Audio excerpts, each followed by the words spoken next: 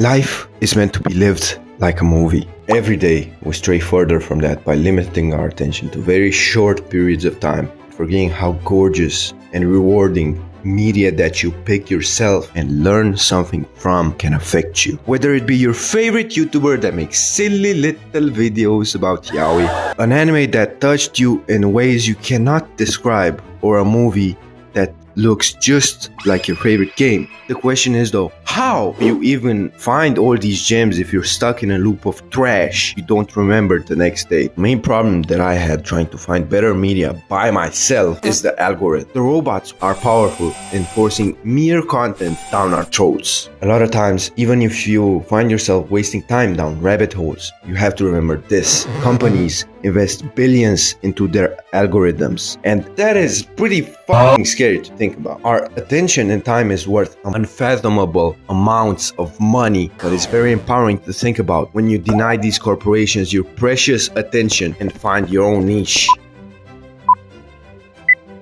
Drop the bomb, man!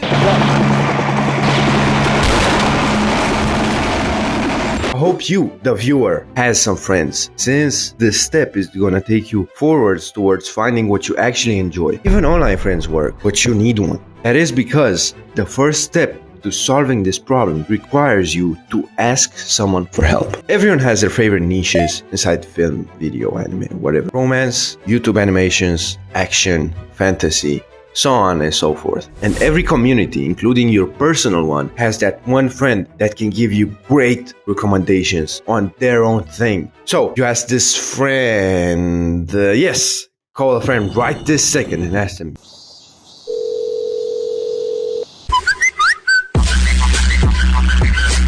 Moshi moshi. Yo G, what's up with you? Yo, nothing fam, I was just jerking. I was just eating. What's up? And right after they say that, you hit them with the, yo G, what's your must watches, bruh? I'm bored. If you rank the right friend up, this is the moment they're gonna go on a tirade and give you like 70 trillion billion recommendations which your silly brain might forget. But this time, you're not forgetting anything. Why? Because I said so. No, it's actually because you're gonna pick a few of their recommendations that sound good to you and write them down. And after you write them down, you pick one that rhymes with your mood and just start watching. 1 sec. You fish attention span prick. The video clearly isn't over. Now you might be asking yourself, why should I go through the struggle of doing all this when I could just sit my chud ass on my big soft couch and not do that and just click off your video? Well, the truth is there's a bigger picture. You bit the apple and you couldn't get enough of the juice. Maybe it took a couple of recommendations, but you arrived. This is the point where you finished watching what you think is the best piece of media ever created. You become a super fan. You peek through the communities of it, you draw fan art, you even buy a shirt of the damn series. You are obsessed, for Christ's sakes. But the high wears off. And while being a member of this community, you not only still have a couple more recommendations to watch from even more friends, but also the community is starting to snob out some insights and inspire you for some recommendations too. This is the step where you branch out and you grow a little tree of knowledge from all the cinema you've watched. Did you know that all of this religious imagery was chosen just to look cool? Did you know that in this part, they used a real freaking Lamborghini? And the scenery here is just simply gorgeous. They probably spent hours painting that. You get introduced to new ways of painting the world, because the world is broader. It's not just our world. It can be your world, it can be my world, it can be our world together, or your world without knowing that some whole other world exists. You get proven that no man is an island. Now you even know how to recognize your own self better, your own feelings. What is this angle? And how am I like the main character? And how can I be more like him? Even if the character has a chainsaw pop out of their heads or has to legit save humanity from turning into soup by piloting some fuck-ass robot, there's a bunch of things to get inspired by if you're watching amazing pieces of art. The characters, the story, the mood, the places. It can even help you discover the dream that you've tried so hard to find but were too blinded by low-tier slop to see. Don't test my anger, buddy!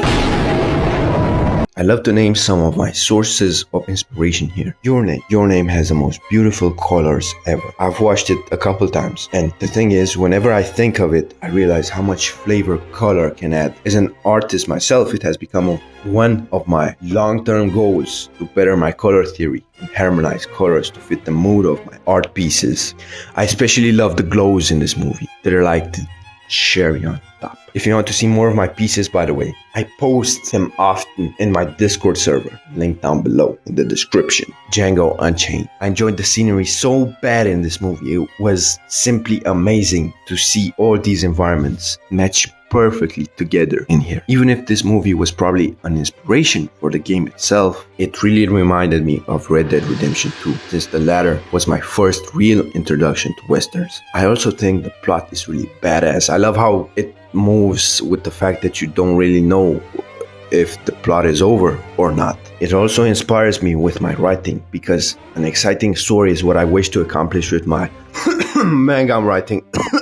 Gurren Lagann, the goat of animes if you ever feel like getting motivated. It goes through the cycle of feeling lost to feeling found again, graciously and realistically. As you're watching and the main character feels pain, you feel pain, but when he feels devoted, you will feel just as devoted too. And the bittersweet ending will leave you motivated for life. It's just that good. I could go on and on about the different kino I love and the unique ways they inspire me in my life, but I'll be honest and say it here. Life is gonna test you, day in, day out. And what's best about media affecting you is that it can also help you solve the problems boggling your mind and life. You won't quite be able to shoot your way through them, but if you apply the right lessons at the right time, it could generally mean life rather than death. Or you just learn that you can't sit around and wait for something to happen to you. You're gonna have to discover it for yourself. But art is just waiting for you there to help you find it. Either way, if you learn how to step over the gum that keeps getting stuck to your shoe after watching the right piece of media, you can proudly say you've watched absolute cinema. I honestly think life becomes ethereal when you choose to watch media with substance, rather than falling victim to slop, endlessly scrolling or half watching while eating whatever the algorithm throws at you. Genuinely rots at your brain. Avoid this trap at all costs and pick the fruits you eat. Then become a connoisseur, my dearest viewer.